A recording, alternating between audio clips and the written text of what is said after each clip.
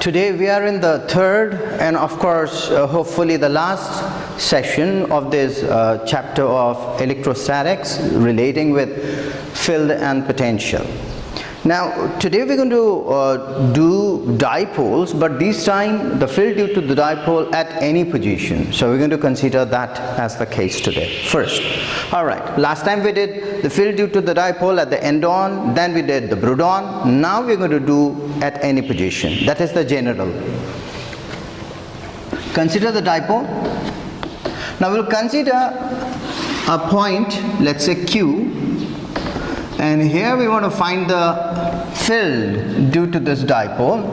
Now the position of that Q is r theta. Let's say r theta are the polar coordinates of the point Q. Now we all know the relationship between the polar coordinate and the rectangular Cartesian coordinate. If you remember, your r theta and xy will be related with x is equal to r cos theta and y is equal to r sin theta.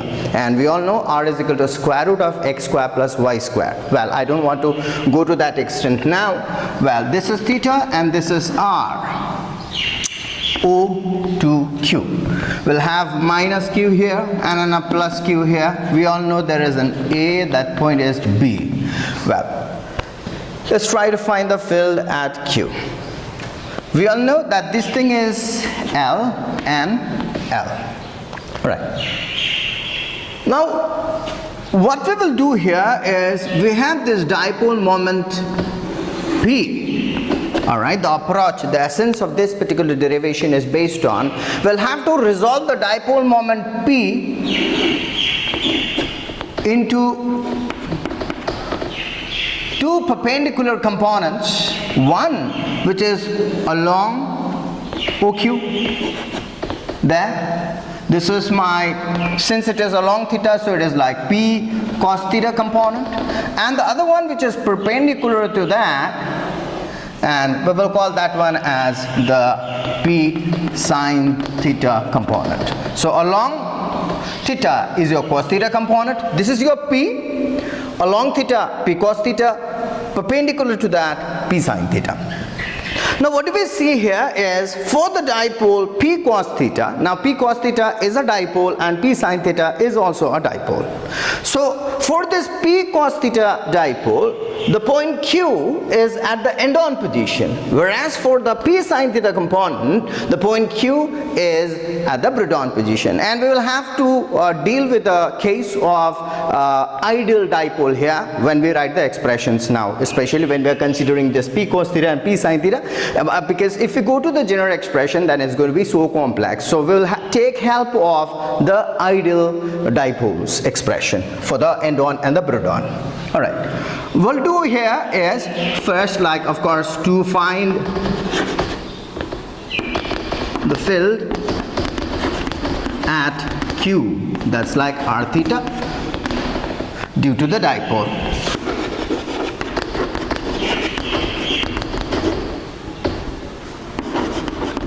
Resolving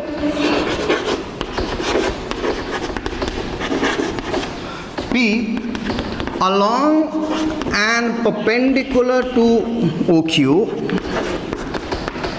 the P cos theta component.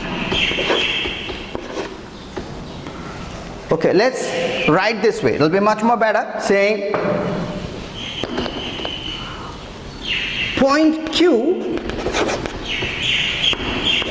is at the end-on position of the component P cos theta and is at a brood-on position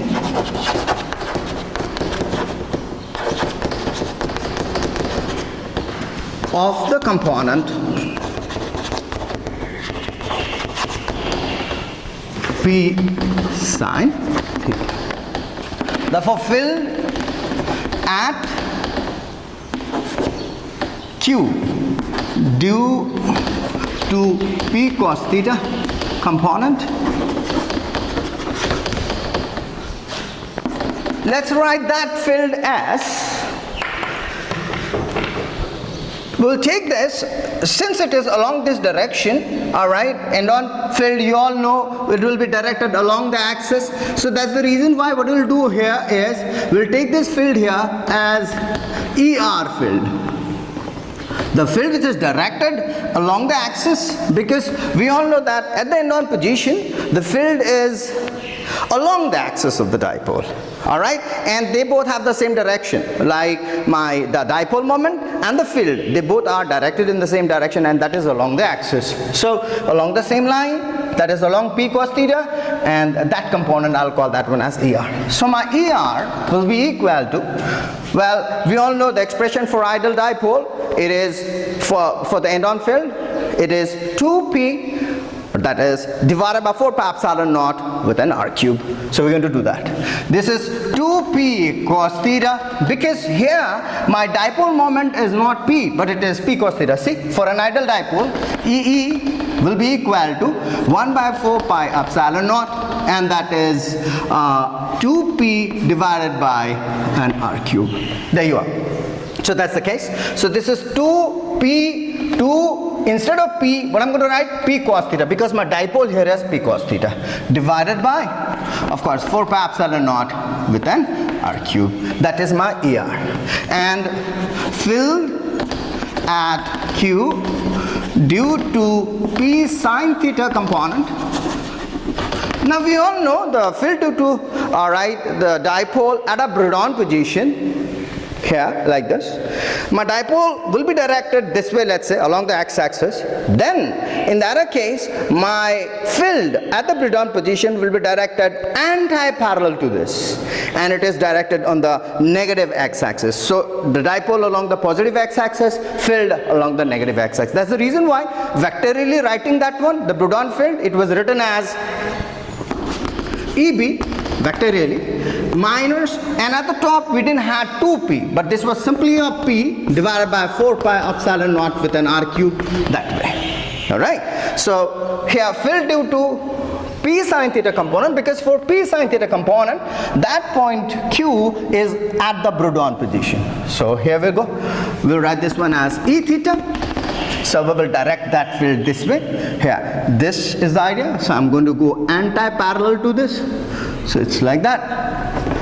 Here, we'll call this component as E theta. So E theta will be equal to, since I'm writing on the magnitude, I don't have to write that minus sign here, because minus actually just means the direction between EB and a P. So I'm just going to write the magnitude part. And that is P sine theta, because my dipole moment is P here, and in this case my dipole moment is P sine theta, divided by 4 pi epsilon naught with an r cube. Now we all see that this ER and E theta, they are perpendicular to each other, because this one is along the axis, so it is here, and we all know that when we resolve this P, then this component and this component, they were rectangular components. It means they were perpendicular to each other. So that's the reason why this and this are perpendicular to each other. So here ER and E theta are perpendicular to each other. So since E theta is perpendicular to ER, the net field at Q is E is equal to square root of ER square plus E theta square. We all know that R is equal to square root of x square plus y square if x and y are the rectangular components. That's the idea. So E is equal to ER square plus E theta square. We will write that final expression. I'm going to rub this part and write it here. ER square and E theta square. My ER is this and E theta is this. Now when I write the square of this, then this is going to be, see, in both of these cases, P and 4 pi epsilon with an r cube are common in both of them. So here P and 4 pi epsilon, they are common. And when I write the square of that, the square will be there for that terms too. And since it is inside the square root, when it comes out of the square root, it leaves that square behind. So I will have this one as P by 4 pi epsilon naught with an r cube, and the square root of, from this one, I have 2 and a cos theta. The square of that becomes 4 cos square theta plus the other one is just a sine square theta. And that will come out to be, this is P by 4 pi epsilon naught within r cube. And then this is like square root of 3 cos square theta plus a 1. You remove one of the cos square theta from here, write this one as 3 cos square theta plus a cos square theta plus sine square theta, and that is actually a 1. Alright then. So this is the expression for E, but we all know that E is a vector. That's the reason why we need a direction for this vector. So what is the direction? Let's have a see. Suppose say let's go vectorial approach. Here we are. So I take this one. This is my E. Alright, paragram rule of vectors, we're going to apply that. So let's say this E makes an angle of phi with your ER. Alright, if phi is the angle, alright, between E and ER, the ER is the radial component, right, then tan phi is equal to, what is tan phi? Tan permanently or black, yeah, permanently will this one, E theta, and the black will be ER. So it is like E theta by an ER, and that is equal to, what is your E theta? E theta is this and ER is that. So all the rest cancels out, leaving you sine theta and then 2 cos theta behind. So it is like sine theta by 2 cos theta, and that is equal to half of tan theta. So we did this general expression. Now let's see whether whatever we did now, is this correct? Because we can check it, alright? We can cross check whether this comes out to be correct or not. Alright. Okay, supposing say my theta is 0 degree. So it means like this Q now falls somewhere here along the axis, because when theta is 0, Q becomes somewhere here. Alright, Q falls along the axis of the dipole. So if theta is 0, let's have a see here. Cos 0 is a 1. And then this becomes a 3 plus 1 are 4. 4 square root of 4 is a 2. So I'll have 2p divided by 4 pi epsilon with an r cube, and that is the end-on field. Perfectly correct. End-on field is 2p divided by 4 pi epsilon naught with an r cube. If suppose say theta is equal to 90 degree. So if theta is a 90, then here we have it. It will be a 90 degree here. Then in that case, the point Q will be at the Bourdon position. Now, so if theta is a 90, cos 90 is a 0, and I'll have a 1 here. So it is like p by 4 pi epsilon with an r cube, and that is the Bourdon field. Alright then. So we did this general case. Now I want to do potential due to a dipole. Alright, this is only one expression, general expression we find for the potential due to the dipole. Let's see. So this is the potential due to the dipole at any position. Alright, similarly we just do the case of the same idea like at an r theta. So if we do an r theta general case, then we can find out whether end-on, Bourdon, anything like that by putting theta equals to 0 or theta equals to 90, as we have seen just now, the last section. Alright, so here I come once again. This is my Q. I want to find out the potential here. So this is minus Q, this is plus Q, we all know it, and this is a theta, and that's an R. And we all know this is L and this is L, A and a B. What do I do here is I join this, okay, and I also join this. And then what do I do is I take almost a perpendicular from here, longer compared to that. I'll just correct it. Okay.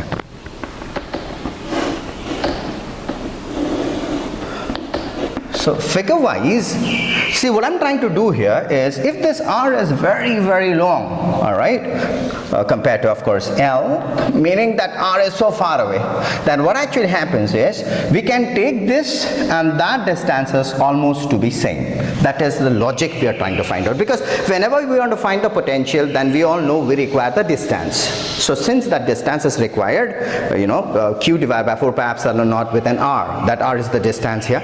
So we have to find the distance of Q from the point B and as well as A. So that's the reason why we are just coming to this section. Alright, here we go. So we can either do this, alright, we can take a perpendicular over here. We can also do one more thing, and that is either we can do this like this here. All right, we can even do this, and from here we can go to this section. So this, any geometry can be worked out. Actually, we can even do this. So I think doing this one will be much more better, because if this is theta, I already know it, then I don't have to go a place over here. This is 90 minus theta and so on. All right, here we go. So this is theta and that is theta. So we all know this is L. So if this is L, then how much is this? This section, how much is this? This is, if this is L, then this is L cos theta. Okay. And if this is L, mind you, this is a 90 degree dropped. So if this is a L, then what is this? This is again L cos theta. From here to there is an L cos theta. From here to there is an L cos theta. So I know this much is R, and AQ is almost, if I call this point as, let's say, C and a D, then my, this is O, all right, then my AQ is actually equal to CQ, okay, and what is my CQ? CQ is R plus L cos theta, and what is my BQ? My BQ is like almost DQ, and what is my DQ? DQ is R minus L cos theta. Let's write it from the figure.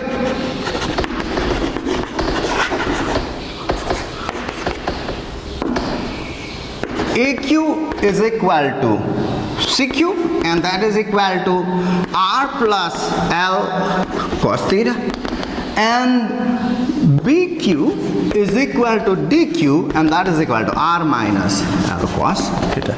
Okay. Therefore, potential, net potential will write at Q, V is equal to, now we all know that potential is signed, and we know superposition comes into play. So let's have a see. What do we do? We'll write this one first. Let's write the positive term first due to this one, that is due to the charge at B. So it's going to be Q divided by 4 pi epsilon naught with, of course, PQ. And then because of that one, the charge is a negative.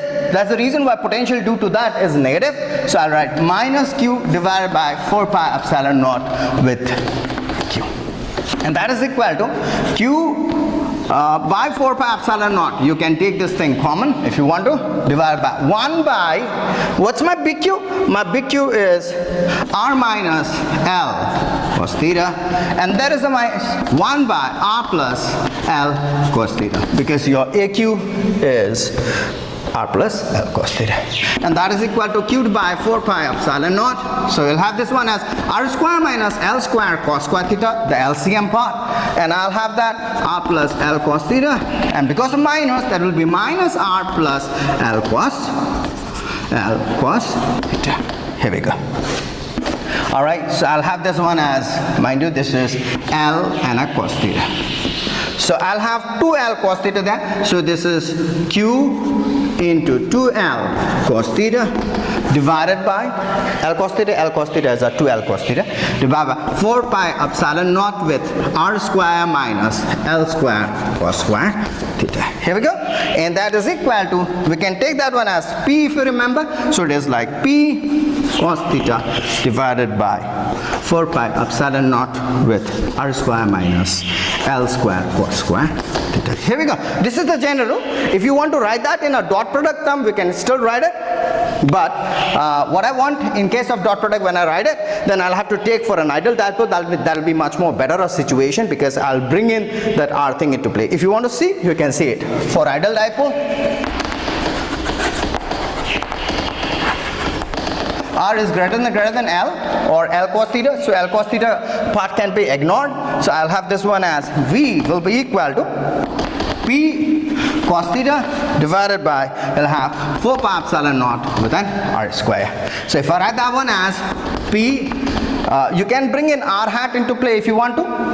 Otherwise, you can just bring R also and apply that. That's your wish. So if you bring R hat, then it's just simply this one. All right, it can be P dot R hat, because P dot R hat will give you P 1 and a cos theta. Theta is the angle between P and R hat. There we go then. All right, so this is the general expression for the potential due to the dipole. Okay, the next topic we will do, it's very important from 2 marks, all right, questions perspective. So this one is forced experienced, I mean, it is much more better to say torque on a dipole. All right, there will be forces, all right, which will be acting on the torque, and if these forces, we know that if they are not acting along the same line, but if the forces are equal and they are not acting along the same line, then there will be a torque acting on the body. If the forces are not equal, all right, even, but they are opposite to each other, not acting along the same line, then in that case there will be a linear as well as the rotational force acting on it.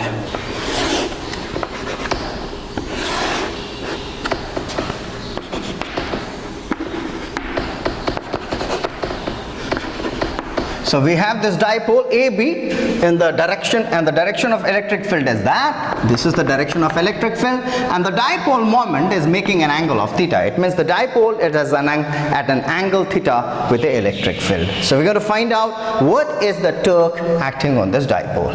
We all know the forces, all right, on these two charges. If the field is E, mind you, we are taking as if the field E is uniform field along this direction, all right. So here also the field is like, what is the field? E, and here the field is also E, taking the field as uniform. Consider a uniform field E, all right, along as shown.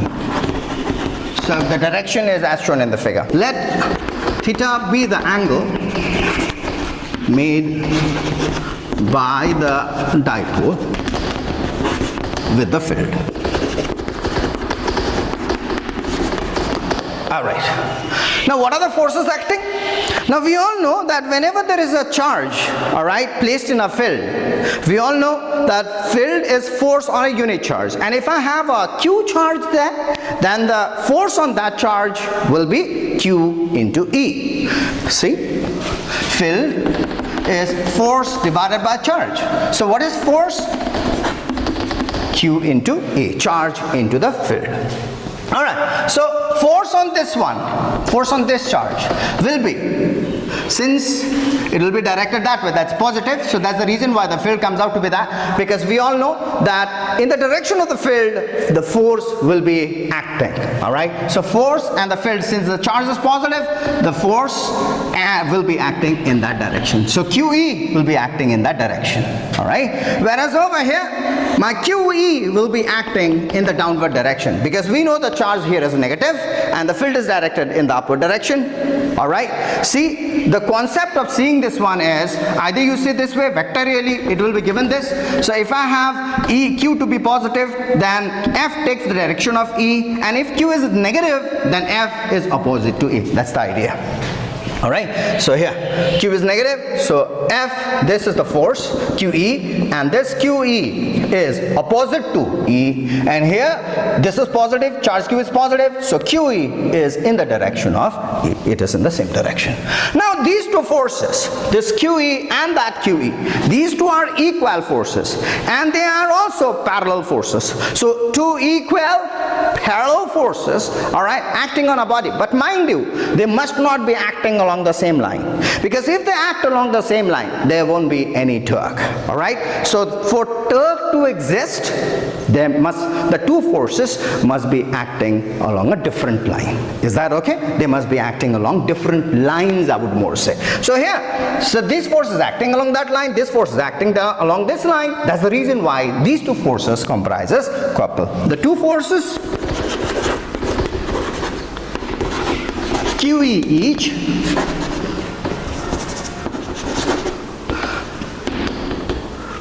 all right, being equal, opposite, and not acting along the same line.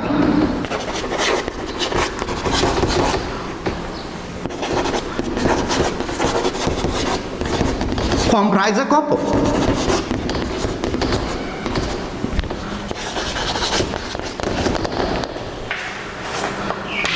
Now we will straightway go and find out the moment of this couple, a moment of the couple, or we also call it as a torque. Okay? Therefore, the moment of the couple or torque, I will go to that section and do the problem now. Therefore, the moment of the couple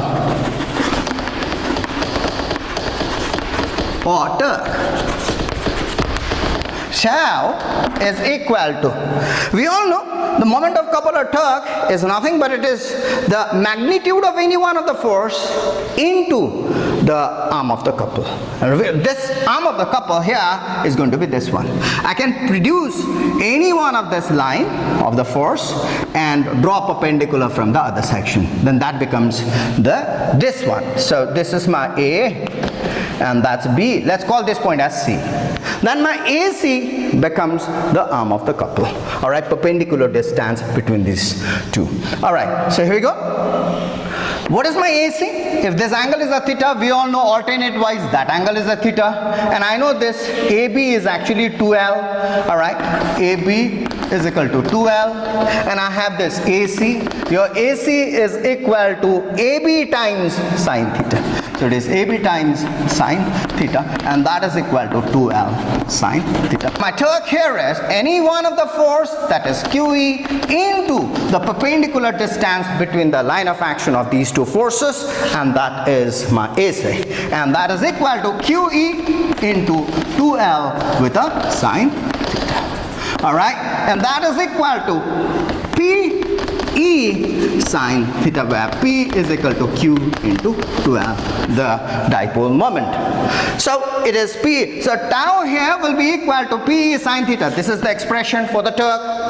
Vectorially writing, this tau torque, alright, is a vector, and that is equal to P cross P. So I can see here, so this particular torque, we know it is rotating that way.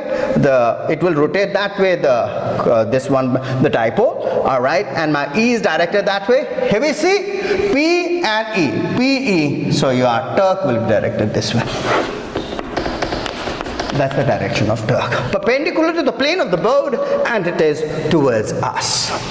Alright, I can also represent this way because this torque will be anti-clockwise torque. So tau will be equal to P cross and E. Yeah, that's a vectorial notation. When theta equals to 90 degree, alright, so then I'll have tau will be equal to tau max. And so tau max will be equal to what? It is P into E.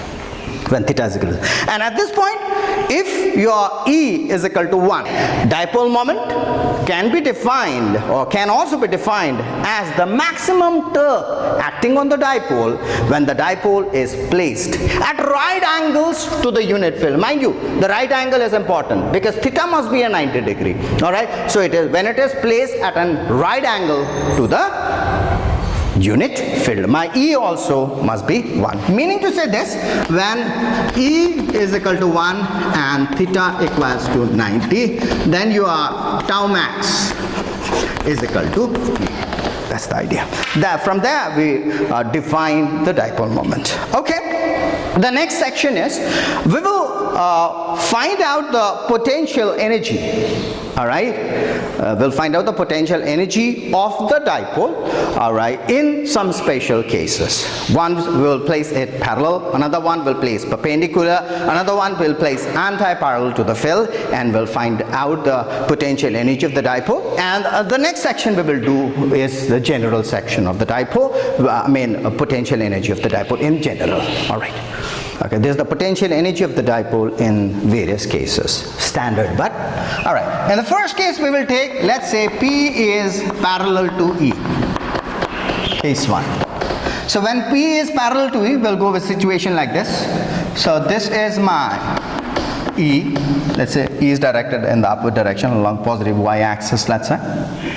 And my dipole is also directed in the same direction. Let's say my P is also directed in the same direction. I know that this should be a negative charge and that must be a positive charge because dipole moment is always directed from the negative to the positive charge. Alright, here we go. I know that's a region. I'm not so much interested with that one now. Now we all know that in the direction of the field, potential actually decreases. So if this point has a potential, let's say V, then that point will have a potential V minus a dV. Let's say dV is the difference of potential between these 2 points. Let's write that. V be the potential at A and V minus dV that at B. Because we know that potential decreases in the direction of field. Okay, now we all know, therefore the potential energy will straightway go for, therefore the potential energy of the dipole, it's kind of mutual potential energy expression type. U will be equal to, let's see, the potential energy. You know, potential into charge is potential energy. We all know potential V is equal to work done per unit charge. So work done will be potential into charge, Q into V, and that work done becomes the potential energy, because conservative field is the concept, if you remember. So here it should be Q into V. So here my potential energy of this particular charge is minus Q and a V, and there it will be plus Q and the potential there is V minus a dV. Okay, so that is like minus QV plus QV minus a Q dV, and that is equal to minus a Q dV. So in this particular case, the potential expression is negative. All right, when P is parallel to E. We'll take the second case, case 2. Case 2 is like when P is anti-parallel to E. All right. So when P is anti-parallel to E, let's have the picture. This is my E, and here I have my P. So my P is anti-parallel. We all know there must be the negative charge, and here must be the positive charge. There is my A, here is my B. Let's go with the convention, okay? Well, where you have a minus charge, place A. Where you have a plus charge, mark that point as B. Go with the convention always. That'll be much more helpful and better. Disciplined method, I mean. All right, here we go then. If the potential here, once again, we'll take that as V, because this is the direction of the field, and here, all right, the potential will be V minus dV. So this particular section, right from here, let this one and the potential energy of the dipole, this much, all right, we can add in there too. This much you can add in there too, like this section you can add in here too. All right, after that we will straight up go. So my potential energy here, U, generally we write UE if you remember, potential, electric potential energy, of course. Okay, so U here will be equal to, now let's check this, it's like QV here, because the potential here is V, and that is like Q. So it's like Q into V, QV, and then there is a minus, and then Q and V minus dV, and so that will be equal to QV minus QV with a plus Q dV, and that is equal to Q dV. Well, in this particular case, the potential is positive. All right. Let me tell you one more thing here. The third case, okay, let me do the third case first and then come back. My third case is when the field, all right, and the dipole, they are perpendicular to each other. So if E is the direction of the field here, all right, and I have my dipole this way. So this is like minus Q plus Q, let's say. Now if you see over here, the field is directed along the positive y-axis. We all know that no vector has a component at a right angle to it. Alright, because we know a component of a vector at an angle theta is the vector times cos theta. And if theta is a 90 degree, then we all know that cos 90 is a 0. So no vector has a component at right angles to it. So that's the reason why E also don't have a component in this particular direction. Alright, meaning to say field here, alright, and field at this point will be same. There is no field variation, alright, in this particular direction. The potential here is V, there the potential is also V, so A and B. So if that is the case, then what happens over here?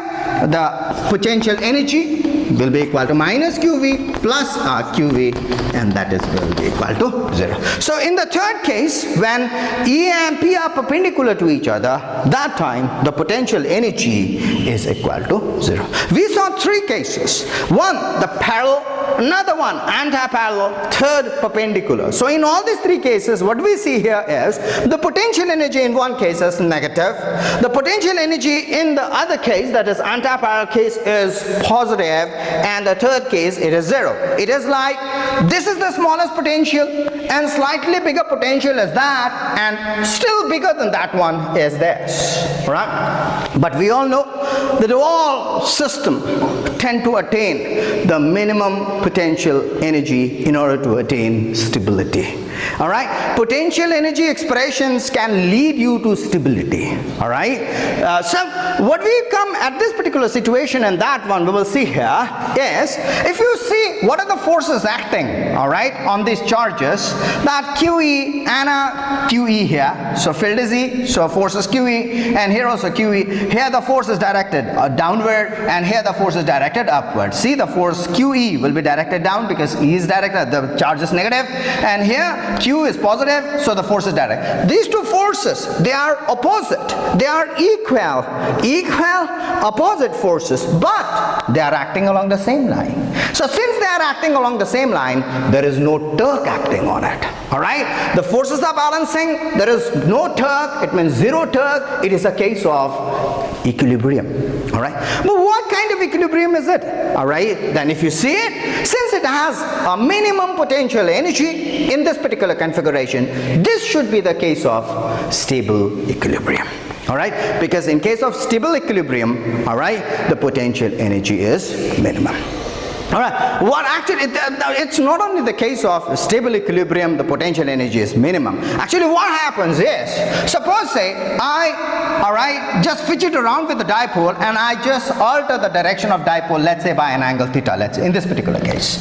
So if I move the dipole by an angle theta, then what happens is, at this configuration, the force QE will be acting this way, and the force, another force minus Q here. So that's the reason why my QE will be acting downward. I won't say minus, but QE will be acting downward because of the negative charge here. All right, so if this is the case, then what happens is the torque, look at the torque here, this particular torque will be acting, all right, and what will the torque do? It will slowly rotate the dipole back in the direction of E.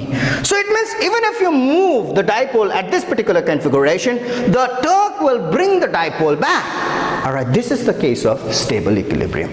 All right, even if you touch the body or move the body at this point, and if the body comes back to the same configuration, then we say that particular equilibrium condition as a stable equilibrium condition. But if you go to this particular situation here also the forces are equal. They are opposite. See, the force on that one will be directed this way, and the force on that one will be directed that way. Two forces will be directed this way, QE and QE. So if that is the case, all right, they are directed opposite to each other, all right, they are equal, they are opposite, they comprise couple or not? Because no, they don't comprise couple. All right, reason is because they are acting along the same line. So since they act along the same line, two equal opposite forces but acting along the same line do not comprise a couple. So since they don't comprise a couple here, all right, it is also the case of stable, equilibrium, I would say. I won't say stable equilibrium, but this is a condition of equilibrium. But what kind of equilibrium is that? Now let's move this, all right, in a direction. You might say that, so you moved in the same direction. Okay, let me move you the other direction. Yeah, let me move this way. All right, here, what is the force acting now? So I know this is QE. And in which direction the force will be acting? That way, it will be QE. Now what will this torque do? This torque is an anti-clockwise torque. So what will the torque do finally? It will rotate the dipole and finally bring the plus Q charge up there and minus Q charge down here. Plus Q charge up there, minus Q charge down here. So it will take P, all right, and orient it parallel to E. All right, so it means once this dipole is moved, all right, slightly moved from this, all right, this particular situation of anti-parallel, then what will happen? The dipole will never come back to that particular orientation again. It will go and align itself parallel to E. Such kind of equilibrium is called unstable equilibrium. So this is the case of stable equilibrium, and that's a case of unstable equilibrium. We do the potential energy of the dipole one, final one, and that is in general. Now that was the, like standard case of finding potential energy of dipole placed in an electric field. Now this one we will find out the potential energy of the dipole, all right, when it is oriented in any direction. Let's see. Let's consider electric field once again in the same direction, in the positive y-axis direction. We'll take the dipole here this way, all right, making an angle theta. So this is the direction of the dipole, P. All right, we'll have this minus q and plus q. I'm not so much interested with that one now. I know this is my A and a B. Okay then. So what is the torque acting on the dipole?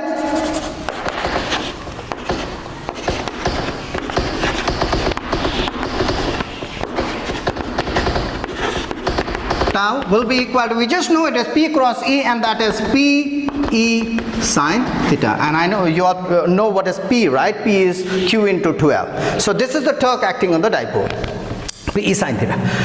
Now the work done for a tiny displacement d theta, let's say, against this dipole. So work done for a tiny displacement or incremental displacement. Let's just write displacement. Angular displacement is the case actually. Work done for a displacement d theta, you understand? Alright. So dw will be equal to tau d theta. Therefore, the total work done. Now this total work done will be done in two separate cases. One is the case of, alright, to take it from 90 degree to theta. Another one is, alright, take it when it is at a parallel position to E to the angle theta. So there will be two cases. So work done, that's the total work done. The total work done will be in cases like case 1. Case 1 is the case of, alright, when theta is equal to, let's say, 0 to theta equals to theta. That's the first case. The second case will be theta is equal to 90 degree to theta equals to theta. That's the case. We all know that when theta is a 90, then the potential energy of the dipole is what? 0. We just saw it. At when it is parallel, it is minus q dv. When it is anti-parallel, it is plus q dv. And when it is perpendicular, then that time it is what? It is 0. And that's the case here. When theta equals to 90 degree, your potential energy of the dipole is 0. So we take from 0 to when it has an orientation of theta. That's the case. And this one is the case of when theta is equal to 0. That means like initially it was parallel to E. Alright, that is the case of the stable equilibrium position. From the stable equilibrium position, you move that to an angle theta. So find out what is the potential energy of that one. Alright, here's the case. So U, once again we can say it, will be equal to integration of dw, and that will be integration of tau d theta. And where are you moving from? Theta is equal to 0 to theta is equal to theta. That's the case. Alright, and that is equal to integration of Pe sine theta, alright, with a d theta, and that is 0 to theta. And that is Pe, because P and E are constants of this integration. We take that one out, and integration of sine theta is minus cos theta with a limit here 0 to theta. And that is equal to Pe with a minus cos theta minus a cos 0, and cos 0 is a 1. So we're going to take that a case. So it is like minus cos theta. Okay, let's write it. Minus cos theta and then plus or 1, because minus a plus and cos 0 is a 1. So this will be equal to Pe with 1 minus a cos theta. So this is one of the case. Let's do the other case. The other case is here. My U will be equal to, well, you do all the integration part and then you just come up with that Pe with a minus cos theta, and then let's put the limit.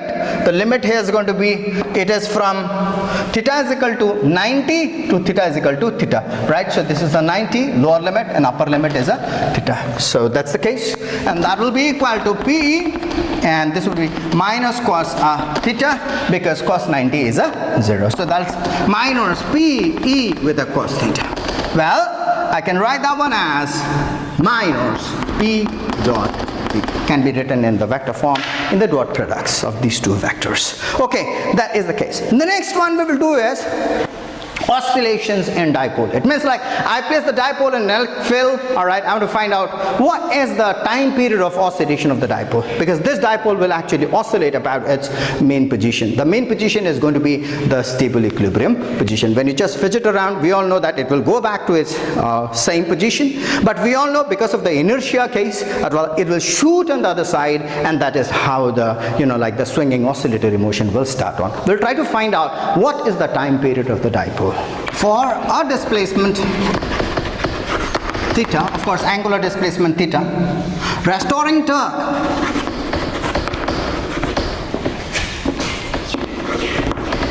acting on the dipole will be equal to, tau will be equal to minus PE with a sine theta. Now, this is for the first time we have put in a minus over here. Why is that minus? Meaning here that the torque, tau and theta are opposite to each other. Since tau and theta are opposite. Alright? Because tau will always try to reduce theta. That's the case. That's the question of the restoring torque. Alright. Now what is tau? If I is the moment of inertia of the dipole, then we all know that I is equal to, tau is equal to I d2 theta by dt square, and that is equal to minus PE with a sine theta. For a small theta, we will take the case now.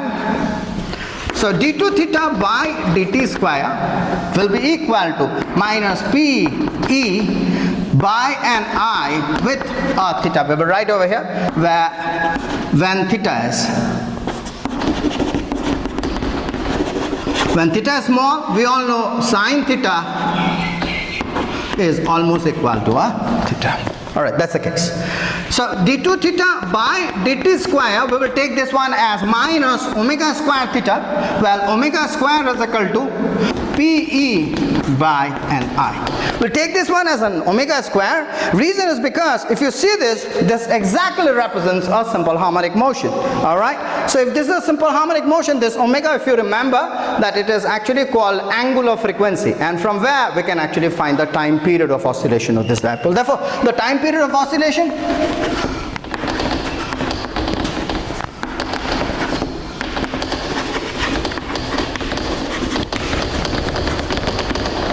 capital T is equal to 2 pi by an omega, and that is equal to 2 pi, and your omega is this square root of, so I'm going to place that one as square root of I by a PE.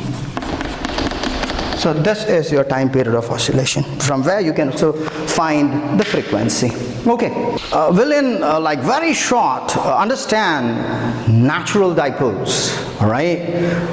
Where actually we experience the dipoles, or what kind of substances do have dipoles. We know in conductors there are charge carriers, okay? But if you look at insulators, then in insulators we don't have free, alright, carriers, charge carriers, I would say, alright? So in that case, what actually we have in them is we have this dipoles, alright?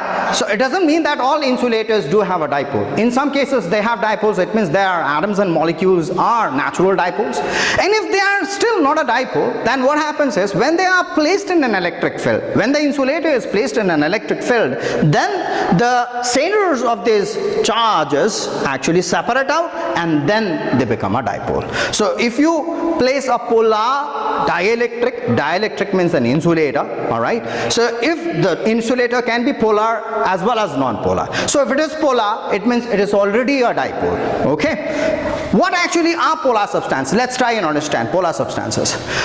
In an atom or a molecule, generally don't happen in an atom, I would say, from my perspective. So I would more go with a molecule. So in a molecule where the centers of this positive and the negative charge do not coincide, if the centers of the positive and the negative charges in that entire molecule do not coincide, if the centers don't fall in the same place, then if there is a tiny separation between the centers of these charges, then in that case, that particular molecule becomes a polar molecule. Take for instance water molecule. We all know in a water molecule, because of the orientation of the hydrogen hydrogen atoms, all right, with respect to oxygen atoms, since it is not symmetrically distributed, that's the reason why the hydrogen, all right, the electrons in that covalent bond between the oxygen and hydrogen atom are more, because of the electronegative character of oxygen, is more shifted towards oxygen. As a result of which, oxygen attains a negative charge, all right, slightly, whereas the hydrogens will attain the positive charge. So if you look at the entire molecule now, then the centers of the positive and the negative charges no more coincide, and as a result of which,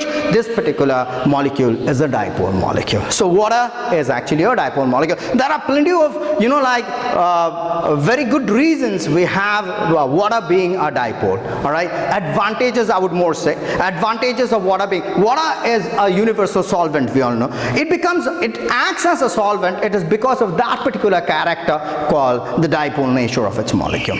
Okay, well, I'm not so much interested with that one right now. What I'm interested here is when, all right, the insulators are placed, all right, in an electric field, and if they are naturally dipoles, all right, then in that case their dipole moment slightly increases. That's the case. So suppose, say this is the dipole, say this is a plus and this is a minus of the dipole, all right. Then here we go, all right, let's say we'll take this way. Of course the orientation will take place in that form, all right. So we have this electric field placed over there like that. Then the molecules of the, you know, this particular substance will all orient in that direction. All the positive will be repelled that way and all the negative will be attracted, all right. And as a result of which, what happened? This orientation takes place there. Now if they are already a dipole, then this particular dipole moment P, the separation increases more.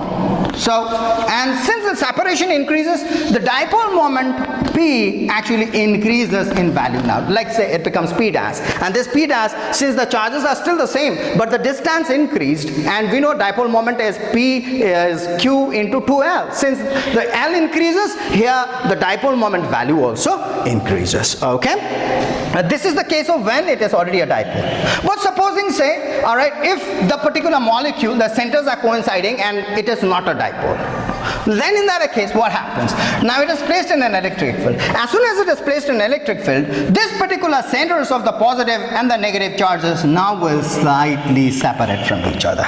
The negative charge will come this way because of the attraction, and the positive charge will be repelled away slightly. So see here, it is a non-polar, but it became a polar. All right, it is non-polar, but it became a polar molecule when it is placed in an electric field. So the dielectrics can be polar as well as non-polar, but when it is placed in an electric field, either the dipole moment increases if it is already polar, and if it is a non-polar, then it actually becomes a polar. All right, that is what happens when you place a dielectric in an electric field. Now, natural dipoles, as I told you, water is a dipole. So on the other case, if you remember, let's say antenna, all right, you know, antenna actually produces an oscillating dipole, all right. We just say antenna is an oscillating dipole, and from where actually electromagnetic waves are either originated or it absorbs this electromagnetic radiations. Okay, we'll understand that when we do the chapter called communications. This is at the end of this particular syllabus we have it. All right, on the other hand, even microwave ovens also, we have the same thing in microwave oven. There also we have this oscillating dipole, and this oscillating dipole actually makes the water molecules which are polar, and these water molecules actually dances or vibrates with a greater energy when it is placed in an oscillating dipole of the microwave oven, and as a result of which, since they start vibrating more and more with a higher energy, all right, this energy actually cooks the food where you know, these water molecules are present. That's the idea. All right, now I'll go to the next section of what happens when a conductor is placed in an electric field. Okay, what happens when an insulator is placed in an electric field, we got it, but what happens when a conductor is placed in an electric field? But to do this one, I'll have to come to an idea of something called as lines of force, all right, or otherwise called as a field lines, you know, the concept of which was originated by a guy called Faraday. All right, Faraday came up with an idea that this positive charges, all right, or negative charges, whatever it is, whenever there is a field, to be more precise, okay, whenever there is a field, then this field can be represented, all right, by lines, all right. They have these lines, and these lines are actually called fields. Now what is actually this lines? Okay, if you say it, then these lines are such a line, they are not exactly imaginary line, mind you, they are not an imaginary line. So field lines, all right, are the lines, okay, in an electric field. They are actually present, mind you, this electric field are actually present, like we have this chairs and tables, exactly in the similar fashion, these electric field lines are also there. Alright, so what are they? These are the lines such that if you draw a tangent at any point, alright, then it gives you the direction of electric field at that point. So what are field lines? These field lines are the lines, alright, such that at any point if you draw a tangent, alright, on this line, then it gives you the direction of electric field at that point. Okay, first thing is that. And the second thing about this one field line is the number of field lines crossing through unit area, alright, the number of field lines crossing through unit area normally actually is directly proportional to electric field at that point. In fact, that will be called as electric field. Later on you will come to know. This will be the next section I'll be dealing with when I will start Gauss theorem and the concept of Gauss. Okay, alright, so what is it? If you talk about the field lines, the number of field lines crossing through any area normally, then that actually will be called as a flux, and that flux per unit area is actually called the field. Alright, see the concept of field, let's understand this, tiny idea about this field lines. Okay, suppose this particular charge is creating field. Now we all know these are the field lines. Okay, the first thing is these are the field lines we have it. Alright, let's say there we have this field lines, doesn't matter, suppose it is going that way. Alright, now at any point over here, if I want to find out this, alright, this point, if I see this point over here, point P, alright, then I go to this point P over here and I take a tangent, alright, along this curve, alright, along this curve I take a tangent, then this tangent gives you the direction of electric field at that point.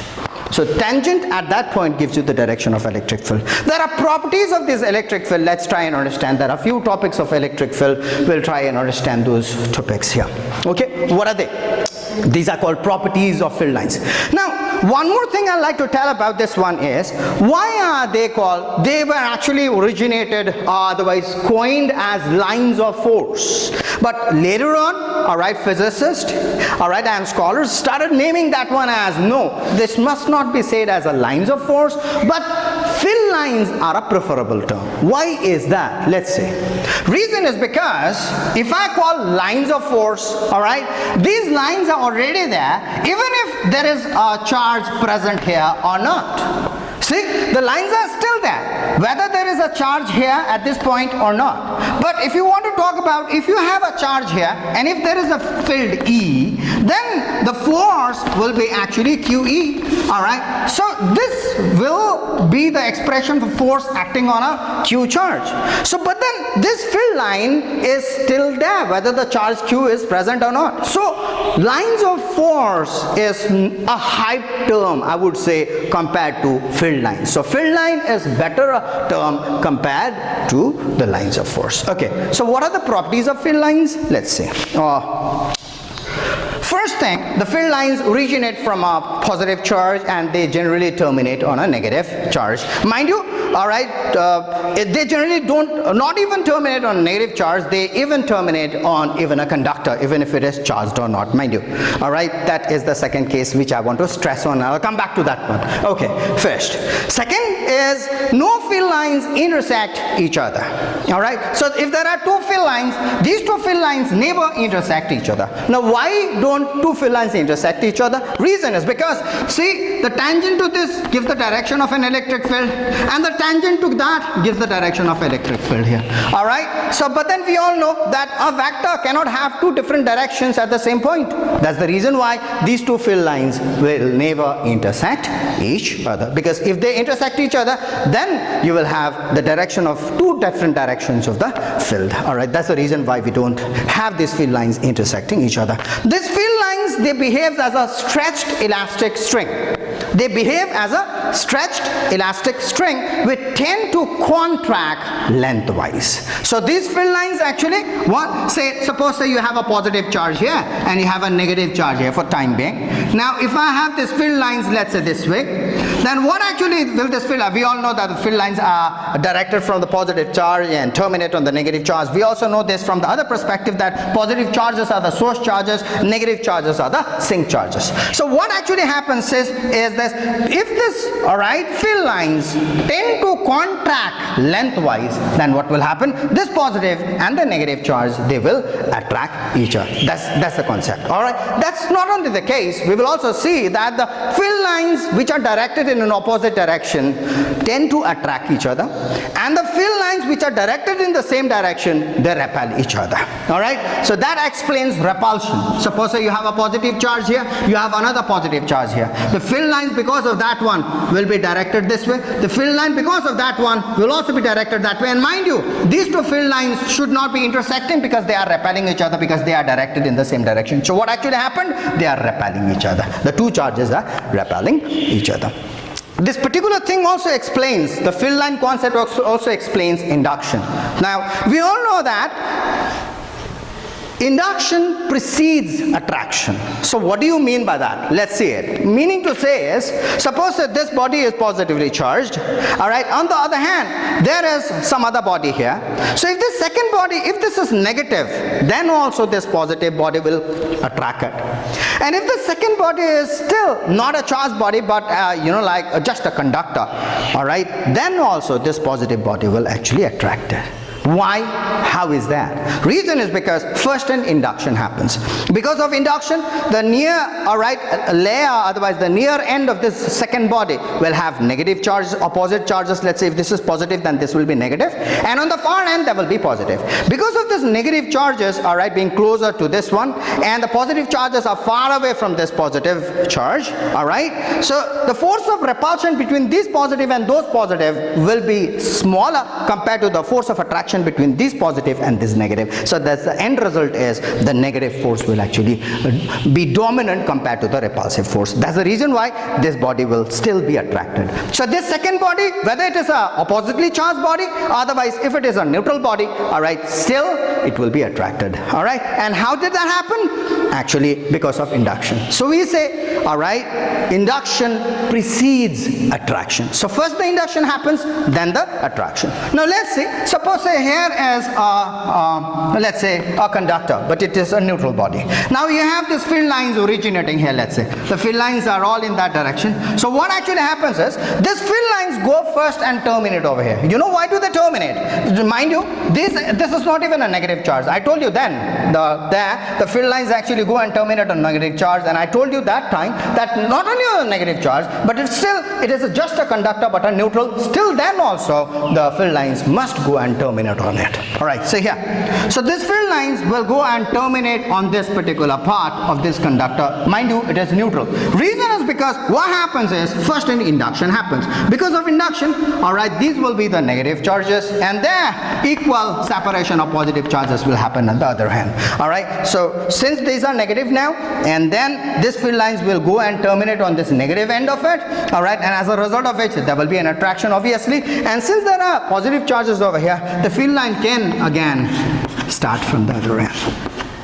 Well, interesting. What do we see here is, well, what happened to the field inside it? What happened to the field line inside it? So if there are no field lines inside the conductor, definitely there is no field inside the conductor. We'll try and understand that one. That would be of course the final section, I think. All right, but before that one, we'll try and understand something called as equipotential surfaces, because I'm trying to finish this chapter today. Two more topics to go. Very quickly we'll do. Okay, what are equipotential surfaces? Whenever there is a field, we can always imagine surfaces which has equal potential on it. So those surfaces are actually called equipotential surfaces. Suppose that the field line is directed along the positive x-axis. We can always imagine, all right, parallel planes perpendicular to this x-axis, let's say aligned along y-z-axis. So these planes will all have equipotential surface. Let's say the field is directed that way. Here we go. Field is directed that way. Then these surfaces over here, mind you, they are the two-dimensional surfaces. This surface, that, all these surfaces are actually called equipotential. Suppose here the potential is V1, there V2, there V3, and so on. So it means all points on this surface will have same potential, and that is what? V1, and here V2, here V3, and so on. Those surfaces are called equipotential surfaces. Alright? Equipotential surfaces can be planar, can be spherical, can be of any kind of orientation. We can see that especially due to the single charges, alright? Otherwise linear field, line charge, there will be, let's suppose I have a line charge. Suppose this is a line charge. It means it is a wire carrying current, so it means it has a charge there. Then in that case there will be a cylindrical kind of, alright, equipotential surfaces. Yeah. Alright, all points on this particular cylinder, on the surface of the cylinder, will have same potential. You go another. Here, another cylinder like that. This cylinder again, on the surface of that cylinder again, there will be another potential. Suppose here is a VA, there is a VB, like that. So those surfaces are actually called equipotential surface. I'll do a particular point here called the lines of force, otherwise the field, is always directed perpendicular to an equipotential surface. A field is always at a right angle to an equipotential surface. Whether the field is originating from it or otherwise terminating on that particular body, doesn't matter, but the field E is always perpendicular to an equipotential surface. This is the 2 marks question, and I'm going to do that next. Quick. Alright, consider that's a surface, and this surface is an equipotential surface. In this connection, I want to tell you one thing. Suppose say you have these kind of bodies. If you remember the pointed ends in the first chapter, if you go, then the charge density over here, let's say sigma A, and the charge density over here, let's say sigma B. Alright, this sigma A and sigma B, mind you, the values are different. Surface charge density, alright, this surface charge density and that surface charge density are different. Mind you, this surface charge density will be more compared to that one. Alright, so it means on a body, alright, on the surface of the body, we all know that charges always reside on the outer surface of the conductor. But then on the outer surface also, it doesn't mean that for an equipotential surface you need to have equal charges on all the surfaces in question, or all the points of the surface in question. No, the charges will distribute in such a way in order to make the potential equal. So it means at some corners you will have more accumulation of charge compared to the flatter surface where you have the smaller charges there. Suppose in a conductor the potential is not same, then what happens? Potential in a conductor, say the potential is not same, it means a surface of the conductor is not an equipotential surface. What happens? Let's see. Now suppose here, let's say this. So this is a surface, and where these are 2 points, let's say A and B, and here you have, say, more number of charges, and here you have less number of charges. Let's say here is a plus Q charge, here is a small q charge. Alright, at these 2 points, let's say. So it means the potentials are not same, let's say, in this particular case. But what happens? The charges, more charges from here, which is at a higher potential, let's say VA, and that point, let's say VB. Once again, even the more charges doesn't mean the potential is high. It depends upon the configuration, as I told you. So we must be more focusing on the higher potential and the lower potential. So suppose a VA is a higher potential compared to VB. Now what happens? Charges will always flow from a higher potential towards the lower potential. So these particular charges, positive charges of course, will start flowing from the higher potential to the lower potential. And this flow of charge keeps on happening on and on and on. And this flow of charge stops, comes to a halt only when VA and VB becomes equal. So it means when the potentials are maintained equal, then the flow of charge stops. So initially when you charge a body, then like the charge distribution happens. For some time the charge distribution happens. This one we call that one as a transit behavior, changing behavior. But the transit behavior happens so quickly, and the charge actually distributes itself so quickly on that particular surface that each and every point now, alright, is maintained at the same potential, and after that the flow of charge stops. This is the equilibrium condition. Here we go. We are considering this particular surface as an equipotential surface. Now my topic here is, if there is a field, let's say this is the positive body, so field will be directed in the upward direction, let's say. Now here, well, what I'm trying to do here, I'm trying to find out, say that suppose say the field is not at an angle of 90 degrees. Well, okay, let's make it something like this. That'll be much more better. Suppose that this is the direction of the field, and the field makes an angle theta, let's say. Okay, with the tangent to this particular surface. All right, let's take 2 points on the surface over here, very close points, let's say A and a B. Okay, let E be directed at an angle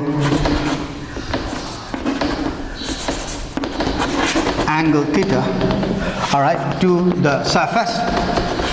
Of course, tangent to the surface, but we can say to the surface, all right, at O. So this point is, let's say, O. Consider 2 points, A and B, about O. Now, let's resolve E and bring a component of E along the direction of the tangent, that is along the surface, along theta, let's say. Then this component is going to be E cos theta. So right here, component of E along AB is equal to E cos theta. To move a charge Q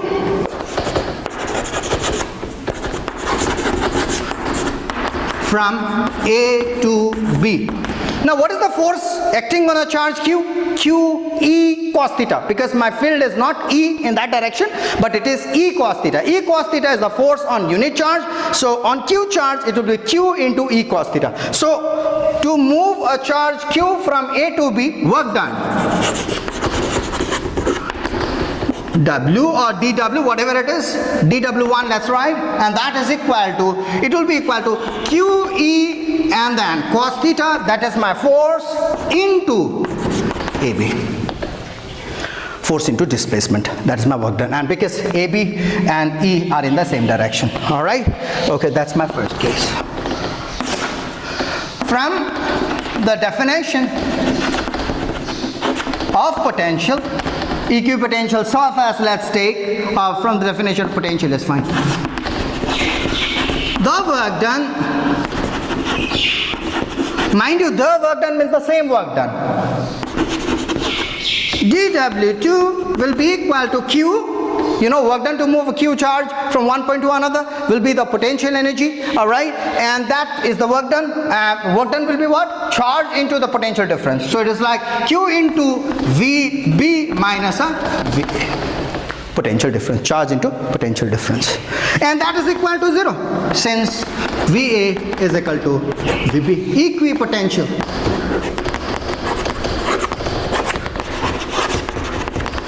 That's the striking point of this particular derivation here. VA is equal to VB, equipotential. We are talking potentials are same. Potential at A, potential B are same, because what kind of surface? Equipotential surface. So since dW1 is equal to dW2,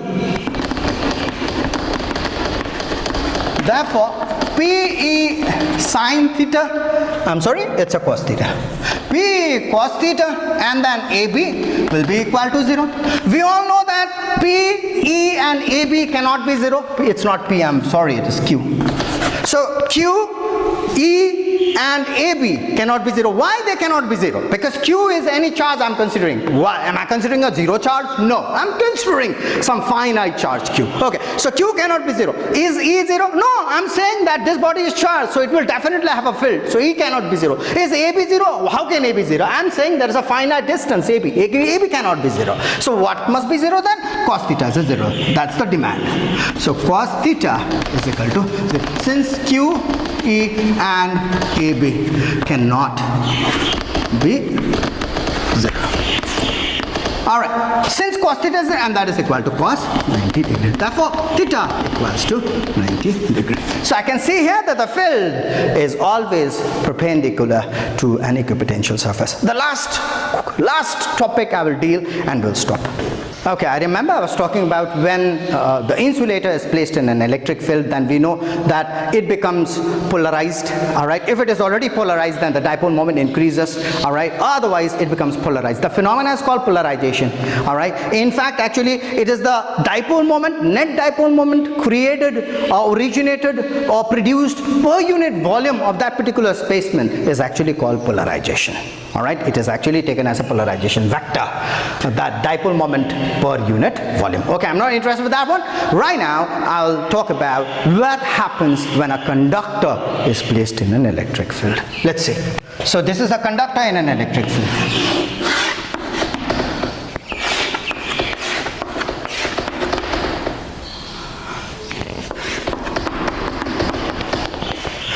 Now suppose say this is the conductor and here is it's placed in an electric field E.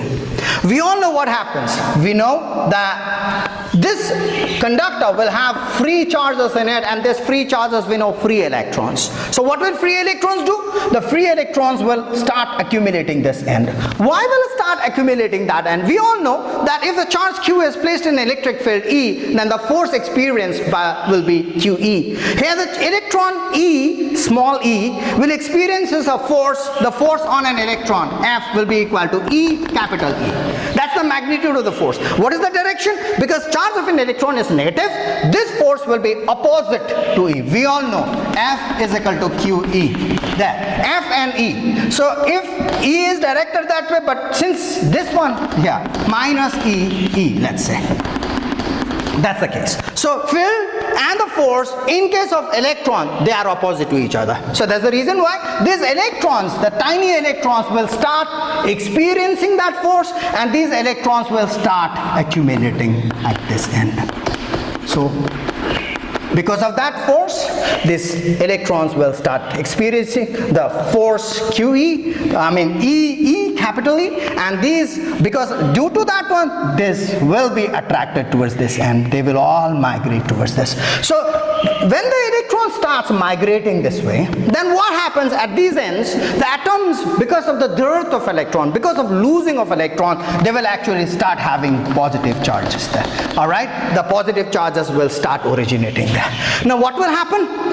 When this charge accumulation starts happening, then a field is created, and this field will be because of the separation of the charges, and this positive charge, here the negative charge, so there will be an internal field created, and this internal field will be directed from the positive towards the negative charges. So we see here that there will be, all right, electric field E in the outside of this particular conductor.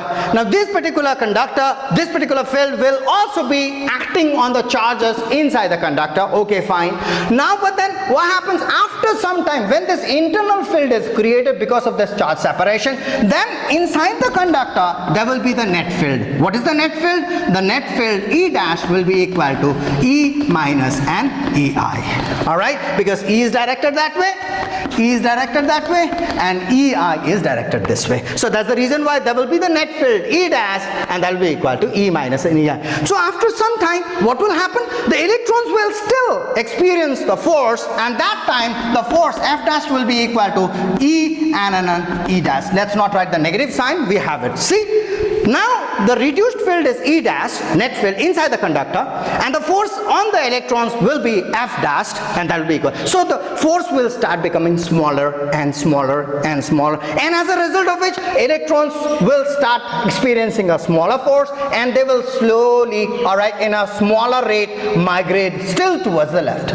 Now this migration will keep on happening and happening and happening. At one point of time, the internal field will be so big because of this charge accumulation. The charges, positive charges will be so enough here, and the negative charges will be so enough here, all right, that the field, internal field, will actually equate the external field. All right, this field will become so big that internal field will become equal to the external field. When this internal field becomes equal to the external field, then the net field E will be equal to 0. So when the net field E is a 0, then what will happen? No force will be acting on the electrons anymore. So it means there won't be any charge separation happening there. All right. So when this particular phenomenon is happening, this phenomenon is actually still called as a transit state. All right. So during the transit state, all this separation happens, but this happens so quickly, and as soon as some blink of time, what happens is the field inside the conductor, actually the net field inside the conductor, becomes zero. So what we learned, the field inside a conductor is actually a zero. That's the reason why. So when a conductor is placed in an electric field lines come, they terminate at this end. We all know induction happens, and on the other hand, the field lines originate. Here we go. See, that is how the field line goes. Okay, the field line terminate here, field line originate from there. What happens inside? No field lines, because there is no field, all right, inside the conductor. So when there is no field inside the conductor, what happens? So field inside the conductor, E is equal to 0. When there is no field, we all know E is equal to minus of dV by dx or a dV by dr or whatever. So dV by dx is equal to 0 because field is 0. So what happens? V is equal to a constant. Since dV by dx is 0, so derivative of a constant is a 0. So V must be a constant. So inside a conductor, there is no zero potential. Inside a conductor, there is a potential. And what is that potential? But that potential is a constant. Alright? And that constant potential is same as that on the surface. Whatever is the potential on the surface, because we know a conductor is an equipotential surface. So whatever is the potential on the surface, alright, that same potential exists inside the conductor. Thank you very much. We have come to the end of this session and also the chapter. The next, we will talk about Gauss theorem.